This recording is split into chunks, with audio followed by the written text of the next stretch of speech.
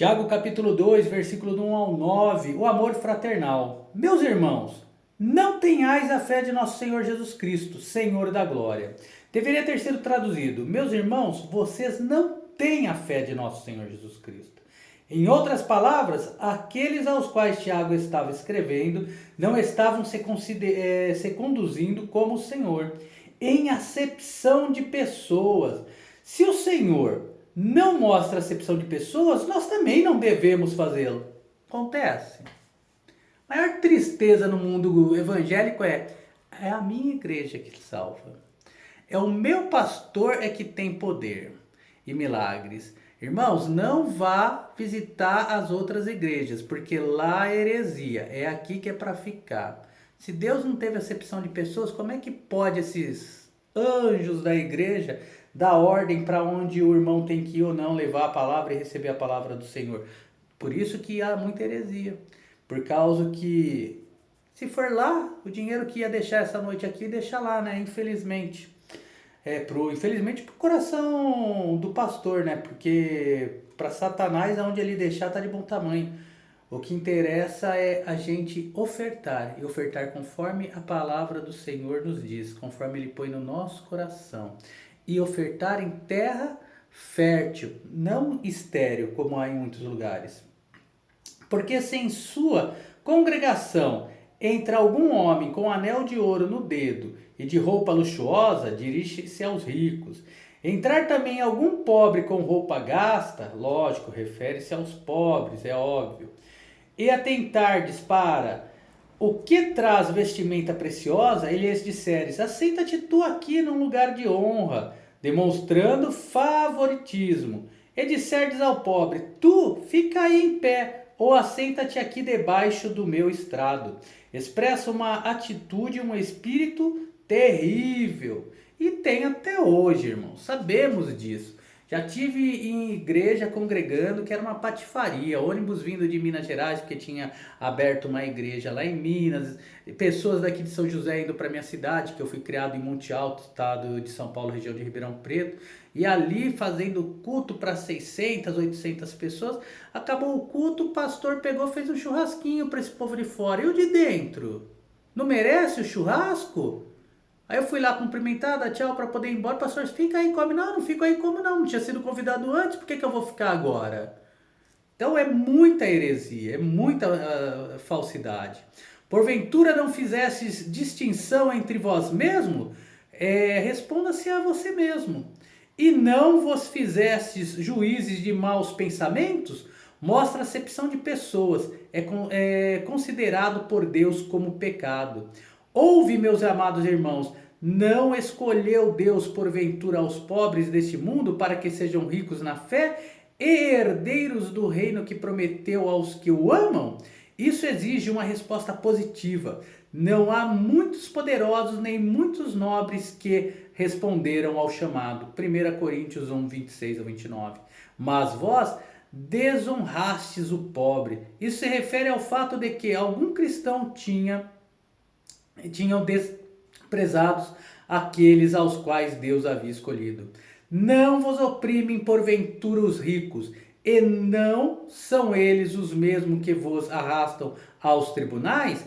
Isso revela o problema mundial que existe desde o princípio dos tempos e persiste até os dias de hoje. Porventura não blasfemaram eles o bom nome que foi invocado sobre vós? Aqueles que colocam a sua fé e confiança no dinheiro terminarão blasfemando o nome do Senhor.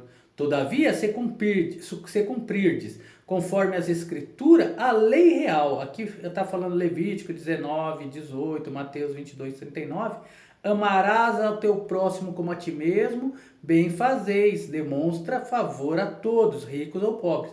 Mas se fazeis acepção de pessoas, cometeis pecado. Há muitas coisas dessa natureza que para Deus constituem pecado, mas às quais muitos crentes dão pouca atenção, e sois redarguidos pela lei como transgressores. Refere-se à lei de Moisés, que era a única lei moral aceitável no mundo dessa época, e certamente seus preceitos morais constituem a ser obrigatórios para toda a raça humana, mas Jesus se cumpriu em sua totalidade. Aqui termina aqui Tiago 2, do 1 ao 9, e como eu falei, né, a respeito de acepção de pessoas que eu já presenciei, essa mesma igreja, todo ano, não sei se ainda continua, o pastor fazia aniversário, a esposa dele fazia aniversário, a igreja se mobilizava para fazer uma festona para eles, com dinheiro não ali de dentro dos dízimos e ofertas, mas da própria comunidade. E a primeira festa que eu participei foi a maior vergonha cristã. Mais de 300 pessoas, pessoas vindo de São José, de tudo quanto era lado, sabe esses pregadores estrelinha que falam um monte de asneira e o povo bate palma por não conhecer a palavra de Deus? E sabe que eu estava almoçando, eu e minha família, junto com um casal aí de pastor, aniversariante ele, e a esposa perguntou se eu sabia onde vendia pratos. Lógico que sei, ela também sabe, mas perguntou talvez para ver se eu tinha interesse em doar os pratos.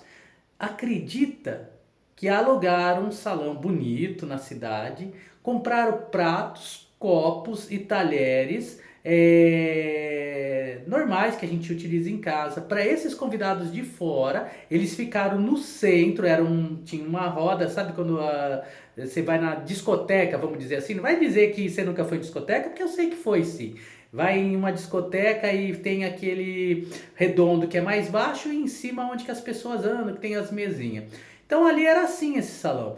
Aquele redondo era onde ficou a nata dos famosos que vieram de fora comendo nesses pratos chiques. E nós da igreja, no prato de plástico, copo de plástico, rachando, colher, garfo e faca de plástico. No dia seguinte eu falei um monte para esse pastor, mas falei mesmo que eu não tenho medo de falar pra gente que faz da casa do Senhor uma bagunça. E ele falou assim: não, irmão, é que a Bíblia diz para dar honra a quem tem honra. Nem o povo de fora tinha honra, nem ele tinha honra nenhuma para estar usando esse trecho da Bíblia. A honra é toda do Senhor. E se alguém ali tivesse mais honra, éramos nós que sustentava ele. E tem muitos ainda que não conhecem a palavra de Deus, ainda sustentam eles.